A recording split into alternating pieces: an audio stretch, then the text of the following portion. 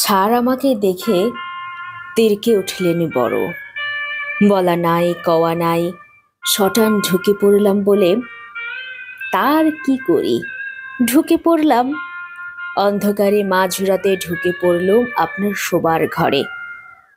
এখন তো আমি আর সেই অনুপ ঘোষ লই, এখন আমি আর আপনার লেবারও লই।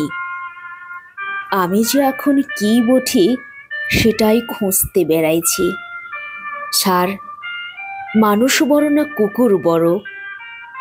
ছোটবেলা থেকেই ভাবতাম কথাটা, এখন বুঝলুম আমাদের ভারতবর্ষে, না শুধু ভারতবর্ষে না, গোটা তৃতীয় বিশ্বে মানুষের থাকা কুকুরই বড়। এখনো ডাস্টবিনে কুকুর আর মানুষ, এখনো ডাস্টবিনে মানুষ আর কুকুর একসঙ্গে খিদা পেটে খাবার হাতড়াই। কতকালের পুরন একটা ছবি, সে ছবি এখনো পূরণ হয় নাই, মরচে পড়ে জং ধরে ভাঙ্গে গুঁড়া হয়ে যায় নাই। এখনো পাড়ায় পাড়ায় যত ডাস্টবিন বাড়ছে, তার সঙ্গে সঙ্গ দিয়ে খাবার হাতড়ানো মানুষ আর কুকুরের দল বাড়ছে।